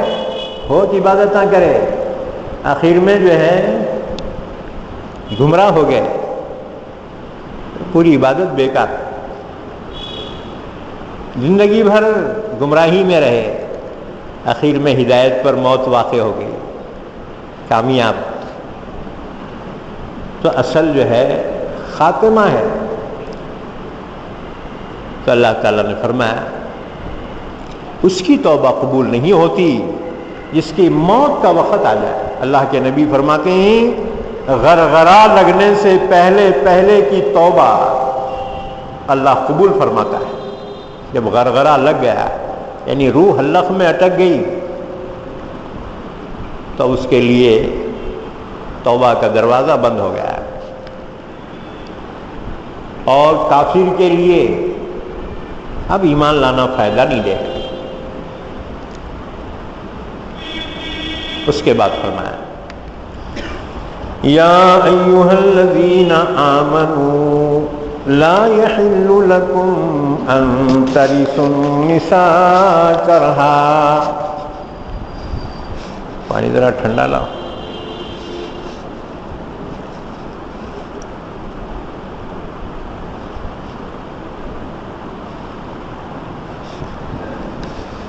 زمانے جاہلیت میں لوگوں کا جاہلانہ ایک طریقہ یہ بھی تھا کہ اگر کسی کا شوہر انتقال کر جاتا تو اس شخص کا بھائی اس پر اپنا کپڑا ڈال دیتا، چادر. اب وہ عورت اس کی ہو جاتی تھی اور اس کے مال پہ قبضہ کر لیتا تھا. اسی طرح سے ایک رسم یہ بھی تھی، آگے آیت میں اس کی سلسلے میں ہدایت دی گئی کہ سونتیلی ماں پر چادر ڈال دی جاتی تھی اور پھر سونتیلی ماں سے اس طرح سے معاملہ کیا جاتا تھا جیسے بیوی کے ساتھ. یہ رسم بد تھی جاہلیت کے زمانے کی. اللہ تعالیٰ نے اس رسم بد کو رد کیا کہ خبردار، یہ تمہارے لیے کسی طرح حلال نہیں ہے. عورتوں کی جائیداد پہ، مال پہ زبردستی قبضہ کر لیتے تھے. اب تم بولیں گے ہم تو بہت اچھے زمانے میں ہیں. کیا اچھے زمانے میں ہیں؟ پڑھے لکھے انسان بھی باپ کی جائیداد میں بہنوں کو حصہ نہیں دے رہے، پورا ہڑپ کر جا رہے. اب بعد میں بیانوں میں بیٹھ کے کچھ احساس ہوا، نہیں معاف کرا دو. بہنا بولتے ہی نہیں، دوسروں خط نہیں دیا، آپ کیا دیتا ہے؟ میں نے بولتا جان دو کئی کو برا سے لینا، معاف کر دیتے. معاف نہیں ہوتا، آخرت میں نیکیاں دینی پڑیں گی، نہیں تو ان کے گناہ اس کے سر پہ ڈالے جائیں گے. ٹھکانہ جہنم ہوگا، انہیں حاجی صاحب ہو، انہیں کوئی بھی صاحب ہو. یاد رکھو، کیونکہ یہ حقوق العباد ہے. تو زمانے جاہلیت میں عرب یہ ظلم کیا کرتے تھے. چنانچہ بخاری شریف کی روایت ہے، اس آیت شریفہ کا شان نزول بیان کیا. ابن عباس رضی اللہ تعالیٰ عنہ فرماتے ہیں جب کوئی شخص مر جاتا تھا تو اس کے وارث اس کی عورت کا اپنے آپ کو حقدار سمجھتے تھے اور ان میں سے کوئی چاہتا اسے اپنے نکاح میں لے لیتا اور اس کے مال پہ قبضہ کر لیتے تھے. اللہ نے اس کو منع فرمایا. یا ایھا الذین آمنوا، او ایمان والو، لا یحل لکم ان ترثوا النساء کرہا، خبردار تمہارے لیے حلال نہیں ہے کہ عورتوں کے زبردستی وارث بن جاؤ. وَلَا تَعْضُلُوهُنَّ لِتَذْهَبُوا بِبَعْضِ مَا آتَيْتُمُوهُنَّ. اچھا، اسی طرح سے یہ جاہلیت کے عرب کہ اگر عورت کے پاس مال جائیداد ہے تو اس کو دوسرے کے نکاح میں بخوشی نہیں دیتے تھے. کیوں؟ اگر ہم دوسرے کے نکاح میں دیے تو اپنی زمین جائیداد مال لے کر وہ جائے گا اور ہم کو کچھ نہیں ملے گا. اللہ نے فرمایا خبردار، وَلَا تَعْضُلُوهُنَّ، اور مت روکو تم ان کو، لِتَذْهَبُوا بِبَعْضِ مَا آتَيْتُمُوهُنَّ، تاکہ تم لے جاؤ اس چیز کو، اس کا بعض حصہ، تاکہ وہ عورتیں لے جائیں اس مال کا بعض حصہ جو تم نے ان کو دے رکھا ہے، ان کے حصے کا. اگر دوسروں سے نکاح کر دیے اپنا جو ہے سب سرمایہ لے کے چلے جائیں.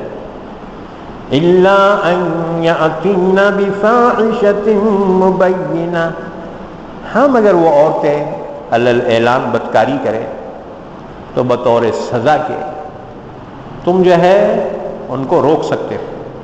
ورنہ نکاح سے ان کو روک نہیں سکتے۔ اس لیے اس میں یہ بھی حکم ہے کہ ماں باپ اپنی بچیوں کی شادیوں میں، رشتے کرنے میں تاخیر نہ کرے، بلکہ عجلت کرے، جلدی کرے، اور فی زمانہ بچیوں کے نکاح میں تاخیر سے اس کے نتائج غلط آ رہے ہیں۔ ٹی وی ہے، اس کے مناظر ہے، آخر انسان اپنے آپ پر کب تک قابو پا سکے گا؟ گناہ کا موقع ملتے ہی گناہ کر جاتا ہے۔ اس لیے اپنی اولاد کے نکاح میں جلدی کرو۔ اب انہیں 30 سال کا بھی ہو رہا تو انہیں بچہ ہے ہمارا، ابھی بچیوں کی عمر کیا ہو رہی ہے؟ ہاں، کیا بڑھاپے میں شادیاں کرتے ہیں کیا ہے؟ یاد رکھو، بالغ ہونے کے بعد نکاح کرنے میں اپنے اولاد کے تاخیر نہیں کرنا چاہیے۔ ٹھیک ہے، گورنمنٹ کا قانون جو عمر ہے تو عمر کے بعد تو آگے نہیں بڑھنا چاہیے۔ ہاں، بچی کے لیے 17 سال، بچے کے لیے 21 سال،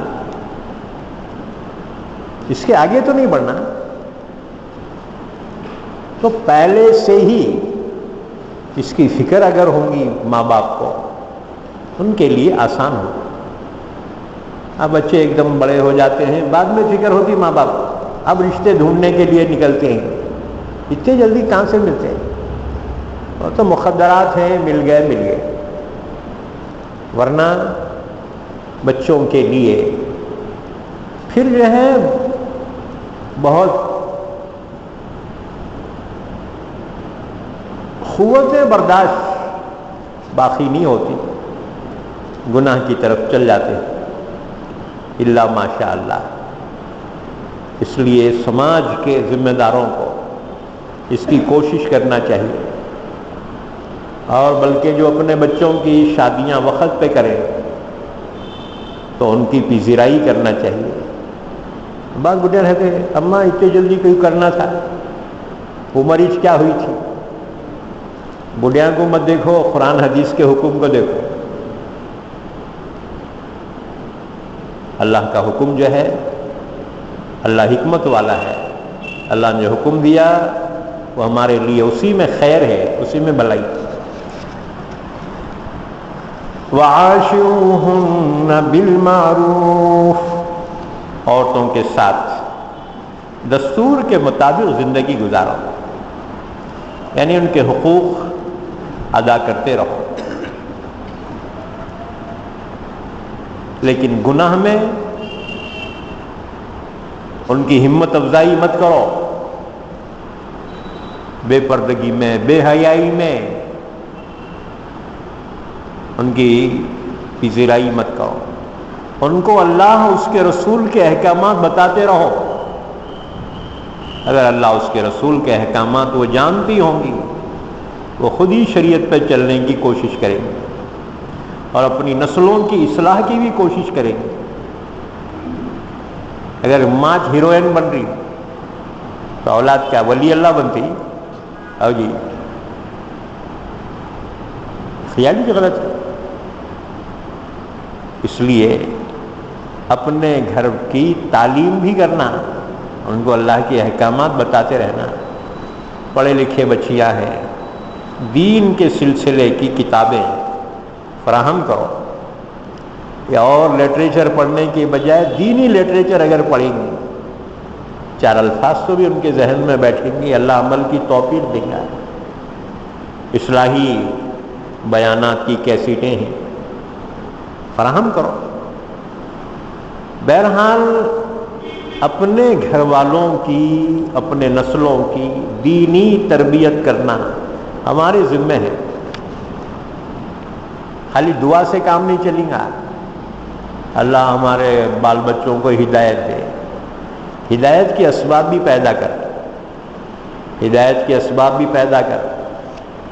صرف دعاؤں سے کام نہیں ہوتا۔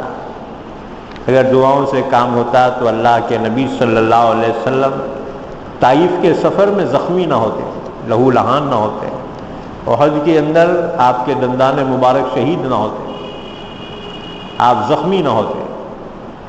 تو اسلام پریکٹیکل مذہب ہے،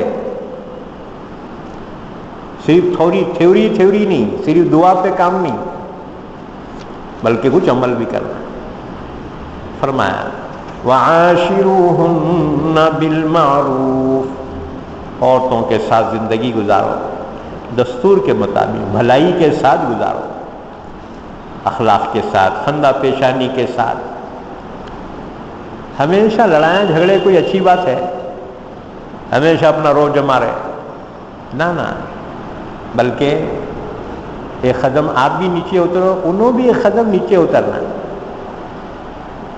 اب وہ بڑے باپ کی بیٹیاں ہیں نا، انہوں جلدی سدھرتے نہیں، کیونکہ اپنا احسان جتاتے ہو نا. ہاں تمہارے پاس کیا تھا جی؟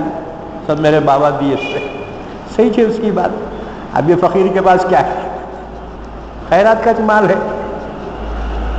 بھگونے، چمچے، کٹوریاں سب خیرات کے. خیرات میں اس لیے بولا حالانکہ یہ ہدیہ ہے، یہ اور ہدیہ لینا دینا سنت ہے، منع نہیں ہے. ایک بیٹی کا باپ اپنی بچی کی سنسار کے لیے اگر دے رہا ہے تو حرام نہیں ہے یہ، لیکن سماجی پریشر ڈال کر لینا یہ جرم ہے.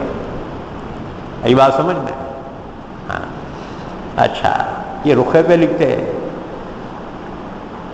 ہدیہ تحفہ قبول نہیں کیا جائے گا. یہ سب سے غلط عبارت ہے یہ. ہاں اس میں لکھو اہر نہیں لیا جائے گا، کیونکہ اہر اسلامی نہیں ہے اور ہدیہ تحفہ اسلامی ہے. اللہ کے نبی نے فرمایا تحادو تحابو، ایک دوسرے کو ہدیہ تحفہ لیا کرو، اس سے محبت بڑھے گی. اور پہلے ہدیے تحفے دیے جاتے تھے، بڑی محبتیں تھی پڑوسنوں میں. ذرا اچھا پکائے، پڑوسن میں تھوڑا سالن بھیج دیے، تہاری بھیج دیے، انہوں بھی اچھا پکائے تو ان کو بھیج دیے. بڑی محبتیں ہوتی تھیں. اب تو جب سے یہ چھوڑ دیے سنت، نفرتیں ہی نفرتیں، ذرا برداشت نہیں ہو رہا. ایک دوسرے کا تو ذرا برداشت نہیں ہو رہا، کیونکہ بیسک نہیں رہا نا. تحادو تحابو، حضور نے فرمایا ہدیے تحفے لیا کرو، اس سے محبت بڑھے گی. لیا کرو بولے تو دونوں طرف سے ہونا. انہیں لے کے خاموش بڑھ جا رہا. ارے 10 مرتبہ کھائے، 1 مرتبہ تو کھلا. پابندی سے جاتے شادیہ میں نہیں، انہوں ناراض ہو جائیں گے. ابے تو بھی تو بلا، انہیں ناراض ہو جائیں گا کتنا کھاتا ہے. کبھی نہ کبھی تو کھلاتا. تحادو تحابو، ہدیے تحفے منع نہیں ہے. ہاں یہ سماج کے اور معاشرے کے جو رسومات اور اس کے پریشر کے تحت میں جو لینا دینا ہے یہ ناجائز ہوگا، لیکن ہدیہ تحفہ نہیں. پہلے زمانے میں غریب بچیوں کی شادیاں یہ ہدیے تحفے میں نکل جاتی تھی، پورے اس کے اخراجات نکل جاتے تھے بچیوں کے. اور اب مسجدوں میں اعلان کرنا پڑ رہا غریب بچی کی شادی امداد کرو. امداد کرنے والا کوئی 10 روپے ڈالا، کوئی 2 روپے، کوئی 5 روپے. کیا وہ جلتا جس سے؟ ہاں جی، اللہ نے دیا ہے، اکیلے پورا بوجھ برداشت کرو، دوسروں کا نہیں، اپنے رشتے کی غریب بچیوں کی شادی میں.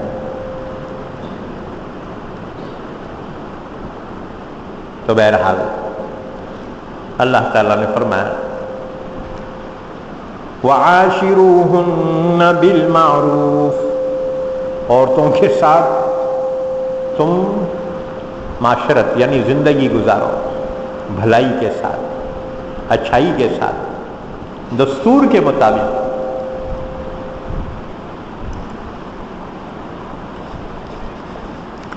فَإِن كَرِهْتُمُوهُنَّ فَعَسَىٰ أَن تَكْرَهُوا شَيْئًا وَيَجْعَلَ اللَّهُ فِيهِ خَيْرًا كَثِيرًا. اب بعض وقت ہوتا ہے شادی ہو گئی، کچھ دن اچھے رہے، بعد میں کرکریاں شروع ہوتے، کیا ہوا رے؟ ارے مطلب یہ عورت میرے کو پسند نہیں. اس لیے ماں باپ پہلے کلیئر کر کے شادیاں کرنا. بچے کو بتاؤ یہ بچی ہے، دیکھ تیرے کو زندگی گزارنا ہے، کیسا بولتا دیکھ. ہمارے پاس رواج الگ ہی پڑ گیا تھا.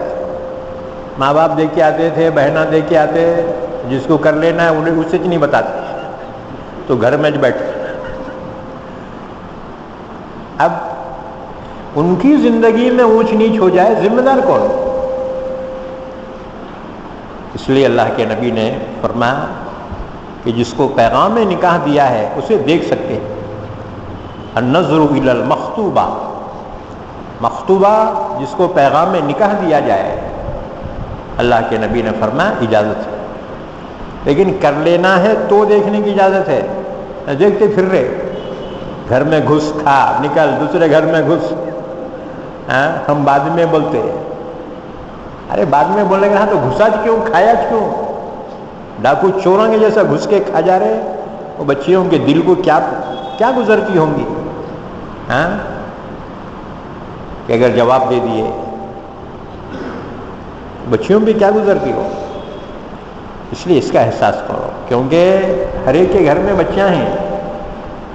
احساس کرو، دوسروں کی بچیوں کو اپنی بچیاں سمجھ کے اس کا احساس کرو.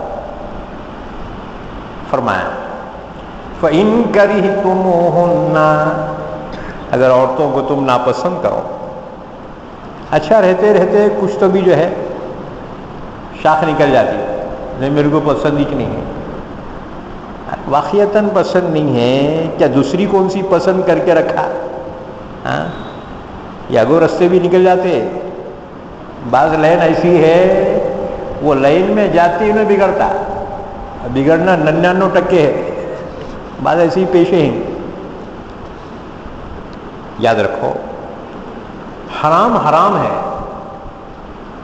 اللہ تعالیٰ نے جب ایک حلال چیز تمہیں عطا کی تو حرام کی طرف مبتلا نہ ہو. تو بہرحال انسان کی فطرت ہے، دل کا ملنا کوئی ضروری نہیں ہے، کبھی یہ دل ملتے بھی نہیں. اب مشینہ تو نہیں ہے کہ زندگی گزارے. دیکھو زندگی ہی کیا جس میں لطف ہی نہ ہو، اور لطف اس وقت ہوتا حاصل نہیں ہوتا جب تک کہ دل نہ ملے. میاں بیوی کے جب دل نہ ملے تو لطف زندگی کہاں رہا، وہ تو مشینہ ہے. تو اللہ نے فرمایا فَإِن كَرِهْتُمُوهُنَّ، اگر تم ان کو ناپسند کرو.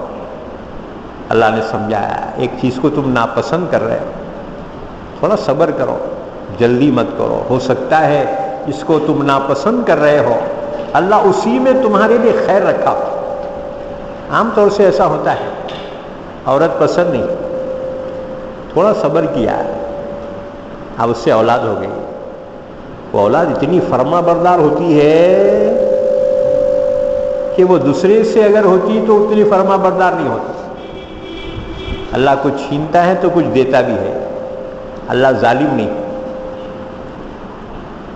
تو جسے اپنی عورت ناپسند ہو صبر کرے، اللہ اس کے ذریعے اولاد ایسی دے گا جو فرما بردار ہوگا. انہیں دلیندر تھا، اس کی اولاد کی وجہ سے اللہ اس کی قسمت کو جو ہے جگا دے گا. ہوتا بعض لوگ زندگی بھر محنت کرتے رہے، کچھ لکیر کے فقیری کے رہے، اولاد جو ترقی کری، لینڈ لارڈ بن گئی، مالدار. کس کی اولاد ہے؟ وہ زندگی بھر کماتے رہے، اوپر نہیں آ سکے تھے، اولاد سے اللہ نے ان کا نام بلند کر لیا. ایسا ہوتا ہے. ایک چیز کو تم ناپسند کرو، اللہ نے فرما ہو سکتا ہے اس میں تمہارے لیے خیر ہو. تو کوئی بھی فیصلہ عجلت میں مت لو. عام نقصان عجلت میں جو فیصلے ہوتے ہیں اس میں ہوتا ہے. کوئی بھی ججمنٹ لینا ہے اس پہ غور فکر کرو، عقل مندوں سے مشورہ کرو، قابل اعتماد لوگوں سے مشورہ کرو. اس کے بعد ہی کوئی قدم اٹھاؤ. اپنے دل سے جو فیصلے کرتے ہیں نا تو زندگی بھر پچھتانا پڑتا ہے. فرمایا فَإِن كَرِهْتُمُوهُنَّ اگر تم عورتوں کو ناپسند کرو فَعَسَىٰ أَن تَكْرَهُوا شَيْئًا تو امید ہے کہ ایک چیز کو تم ناپسند کرو وَيَجْعَلَ اللَّهُ فِيهِ خَيْرًا كَثِيرًا اور اللہ اس میں تمہارے لیے بہت سی خیر رکھ دے.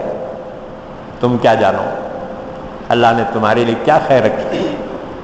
خجلت مت کرو. اچھا لیکن اب آخری اسٹیج پہ پہنچ گئے نہیں اب جمتا چ نہیں. اللہ نے فرمایا ٹھیک ہے اگر چھوڑنے کا ہے تو اس کے مہر اب تک نہیں دیے ہوں گے تو مہر بھی ادا کرو اور اگر دے دیے ہیں تو واپس مت لو. دے دیے واپس لینے کے معنی یہ ہوئے کہ تم نے اس پر گویا الزام لگایا کیونکہ مہر تو نکاح کا ہوتا ہے. اب مہر واپس لے رہے مطلب یہ ہے کہ تمہارا نکاح ہی صحیح نہیں ہوا تھا. اب تک کیا حرام کاری کرتے رہے. یہ بہتان عظیم ہے. یہ تو اللہ نے فرمایا اپنی بیویوں کو اگر چھوڑنا ہے تو ان کے مہر ان کو واپس کر دو اور اگر مہر ڈھیر بھی ہوں تو وہ پورے مہر دے دو.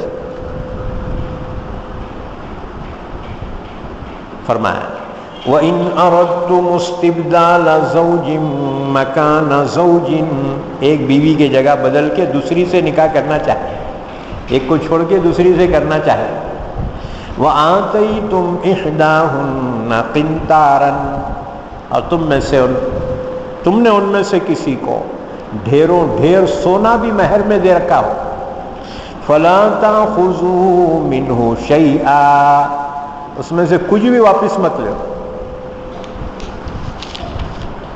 أَتَأْخُذُونَهُ بُهْتَانًا وَإِثْمًا مُبِينًا کس بیس پہ تم لے سکتے ہو. کیا تم اس کو لیتے ہو بہتان لگا کر. میں جب نکاح ہوا تو مہر تو واجب تھا پھر واپس لینے کے کیا معنی کیوں لے رہے ہو. اور یہ صریح گناہ ہے تو کیا تم اخیر میں گناہ گار بنو گے. اس پہ بہتان باندھ کے مہر لے رہے ہو تم. وَكَيْفَ تَأْخُذُونَهُ وَقَدْ أَفْضَىٰ بَعْضُكُمْ إِلَىٰ بَعْضٍ اللہ نے فرمایا تم کیسے لے سکتے ہو مہر واپس کہ تم میں سے بعض کی طرف تنہائی میں پہنچ چکا ہے. یعنی جو مقصد نکاح ہے تو وہ مقصد نکاح تم نے پورا کر دیا ہے فائدہ اٹھا چکے ہو. پھر مہر واپسی کے کیا معنی. مہر تو اسی کی آبرو کی قیمت ہے. وَأَخَذْنَا مِنْكُمْ مِيثَاقًا غَلِيظًا اور تم نے ان عورتوں سے پختہ عہد لیا ہے. پختہ عہد بولے تو نکاح کے وقت ایگریمنٹ جو ہوتا ہے. اب خاجی صاحب بولتے فلاں کی بیٹی فلاں وکیل فلاں گواہ اتنے مہر کے عوض میں تمہارے نکاح میں دیا قبول کیا کیا. بہت خوشی سے بتا الحمدللہ قبول کیا میں نے اس کو اس کے مہر کو. دیکھو یہاں الحمدللہ بولنے کی ضرورت نہیں ہے کیونکہ معاہدات میں الحمدللہ سبحان اللہ نہیں چلتا. وہ مسجد میں پڑھو نکاح کی مجلس میں تو اتنا کہے میں نے قبول کیا بس قبیل تو میں نے قبول کیا. اب یہاں پہلے سے ٹریننگ کر کے لے آتے اس کو انہیں بولا الحمدللہ. ارے کیا قرآن پڑھ رہا ہے کیا کر رہا ہے جی. یعنی سدھرے تو اتنا سدھرتے پوچھو بس سدھرنے والوں کے دماغ خراب کر دیتے. کہاں سے لائے گے بیٹے. بس اتنا کہے. نے سوال کرا قبول ہے کیا کہیں قبول کیا میں. قبیل تو عربی میں شارٹ کٹ اردو میں نے قبول کیا ہو گیا نکاح. اب خاصا پریشان اور ایک مرتبہ بول اور ایک مرتبہ بول کیوں تیری شادی میں ایسا ہی بولا تھا کہ دین جتنا ہے اتنا ہی رکھو اس کو، اپنی طرف سے گھٹاؤ بھی مت بڑھاؤ بھی مت، کہ گھٹانا بھی جرم ہے اور بڑھانا میں جرم ہے، یاد رکھو۔ تو فرمایا وَأَخَذْنَا مِنْكُمْ مِيثَاقًا غَلِيظًا، انہوں نے تم سے پختہ عہد لیا ہے، قبول کیا میں نے، اب قبول کیا زندگی بھر کے لیے قبول کیا ہے۔ آپ کیسا چھوڑ کے بھاگتا ہے؟ ہاں چھوڑ کے بھاگا تو وارنٹ چھوڑتا اس کے پیچھے، اب چھوڑ نہیں سکتا۔ ہاں بہت مجبوری میں وہ طلاق کا ہے، بہت مجبوری میں، جب زندگی گزارنا ہی دشوار ہو جائے اس وقت ہے وہ۔ اس کے بعد پھر فرمایا زمانے جاہلیت میں کسی کا انتقال ہو جاتا ہے، اور عرب کئی عورتیں کر لیتے تھے، اور کئی عورتوں سے ان کی اولاد ہوتی تھی، تو مرنے کے بعد اس کا جو بیٹا ہوتا، بڑا بیٹا، تو بڑا بیٹا سونتیلی ماں پہ چادر ڈال دیتا تھا اور سونتیلی ماں سے نکاح کر لیتا تھا، نعوذ باللہ۔ اللہ نے منع فرمایا، آیت شریفہ نازل کی، اور وہ جاہلیت کی جو رسم ہے اللہ نے اس کی تردید کی، فرمایا وَلَا تَنْكِحُوا مَا نَكَحَ آبَاؤُكُم مِّنَ النِّسَاءِ، تمہارے باپ دادا جن عورتوں سے نکاح کر چکے ہیں خبردار ان سے تم نکاح نہ کرو۔ اچھا اگر باپ دادا کے کسی عورت سے غلط تعلقات تھے تو اس عورت سے بھی نکاح کرنا اولاد کے لیے حرام ہے، انہیں بھی ماچ کہلائیں گے۔ آئی بات سمجھ میں؟ تو چاہے باپ دادا کی منکوحہ بیوی ہو یا اس کے ساتھ کسی بھی قسم کا تعلق ہو، اولاد کے لیے وہ ماں کے درجے میں ہے اور اس سے نکاح حرام، حقیقی ماں سے جیسے حرام، سونتیلی ماں سے بھی نکاح حرام، یا باپ کی داشتہ یا باپ کی آشنا اس سے بھی نکاح حرام ہے اولاد کے لیے، احتیاط کریں۔ وَلَا تَنْكِحُوا مَا نَكَحَ آبَاؤُكُم مِّنَ النِّسَاءِ، بہت خرابیاں تھی عربوں میں، یہ تو اللہ نے اپنے نبی کو بھیج کر اس قوم کی اصلاح فرمائی، ورنہ انتہائی بگڑی ہوئی قوم تھی۔ اور مت نکاح کرو تم ان عورتوں سے جن سے نکاح کر چکے تمہارے باپ دادا، إِلَّا مَا قَدْ سَلَفَ، مگر جو گزر چکا سو گزر چکا، اللہ نے اب تک جو ہوا نا معاف کر دیا، آئندہ خبردار حرام میں مبتلا مت ہونا، پہلے کا معاف۔ إِنَّهُ كَانَ فَاحِشَةً وَمَقْتًا، بے شک یہ بڑی بے حیائی کی بات ہے اور بڑی غضب کی بات ہے، وَسَاءَ سَبِيلًا، یہ بہت بری راہ ہے، بہت برا راستہ ہے جس پہ چل پڑے۔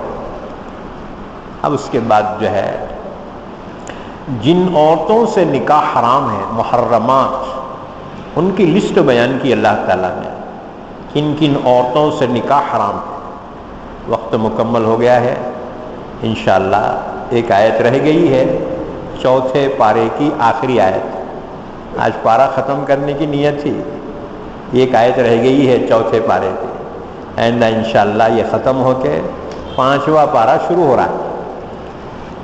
اللہ سے دعا ہے اللہ ہم سب کو قرآن پاک سمجھنے کی، عمل کرنے کی توفیق عطا فرمائے۔ بھائی کل جو ہے دیگلور ناکے پہ تفسیر ہوگی، کیونکہ بیچ میں گیپ ہو گیا نا، کل دیگلور ناکے پہ مسجد انوار المساجد میں تفسیر ہوگی۔ اسی طرح سے منگل کے دن لیبر کالونی میں ماہانہ تفسیر ہوگی، اور اسی طرح سے اس کے بعد کی جمعرات کو محلہ غنیم پورہ میں ماہانہ تفسیر ہوگی. ذرا نوٹ کر لو، آتے کہ نہیں آتے؟ ہمارے پاما بہت دکھتے. ناندیڑ کے باہر قوالی رہندے، گاڑی نہیں مل تو پیدل بھاگتا. قرآن کے واسطے ہماری جان نکل جا رہی ہے، ذوق نہیں رہا قرآن کا. اب باقی چھوٹے چھوٹے کتابیں لگے بیٹھے ہیں. ہم نے تو کتابوں کو بت بنا لیا. اللہ کا کلام صرف قرآن پاک، اس کو چھوڑ دیا. اللہ ہمیں اس کی اہمیت کی توفیق عطا فرمائے. اللہ کے کلام کی اہمیت کو سمجھو. احادیث اس کی تشریحات ہیں، فقہ مسائل اس کی تشریحات ہیں. یہ تو ہمارے کو ذوق نہیں رہا قرآن پاک کا. یاد رکھو، اوروں کو بھی ترغیب دلاؤ کہ جہاں بھی قرآن پاک کی تفسیر بیان کی جا رہی ہے وہاں پہنچو. ہماری مجلس میں آنا ضروری نہیں ہے. یہاں تمہارے قرآن سمجھ میں آنا ہے، اصل قرآن سمجھنا ہے. جو معتبر حضرات ہیں ان سے قرآن کو سمجھو. قرآن سے صرف نظر مت کرو، اس کو نگلیکٹ مت کرو. یہی تو کتاب ہدایت ہے. اللہ نے اپنے پیغمبر کے ذریعے سے اپنے بندوں کو عطا فرمائی. اللہ اس کی اہمیت اہتمام ہم سب کو نصیب فرمائے. درود شریف پڑھ لے، دعا فرمائے. اللہم صلی علی محمد وعلی آل محمد بارک وسلم. اے اللہ ہمارے گناہوں کو معاف فرما، خطاؤں سے درگزر فرما. یا اللہ ہم سب کو قرآن پاک کے علوم عطا فرما، قرآن پاک کی تلاوت کا اہتمام نصیب فرما. اس کو سمجھنے کی استعداد عطا فرما، سمجھ کر عمل کی توفیق عطا فرما. اے اللہ ہمارے مرحومین کی مغفرت فرما، ہمارے بیماروں کو شفائے کامل عطا فرما. بے اولادوں کو نیک صالح اولاد سے نواز دے، ان کی جائز تمنائیں دلی مرادوں کو پورا فرما. اے اللہ بن بیاہی بچیوں کے نکاح کے فیصلے فرما. جنہوں نے ہم سے دعا کے لیے کہا ہے یا لکھا ہے، یا جن کا ہم پر حق ہے جو ہم سے دعا کے متوقع رہتے ہیں، ان کی ہماری تمام جائز تمناؤں کو پورا فرما. جب تک زندہ رکھ ہم تمام کو اسلام پر زندہ رکھ اور خاتمہ ایمان پر فرما. صلی اللہ علی نبینا محمد وعلی آلہ وصحبہ اجمعین برحمتک یا ارحم الراحمین.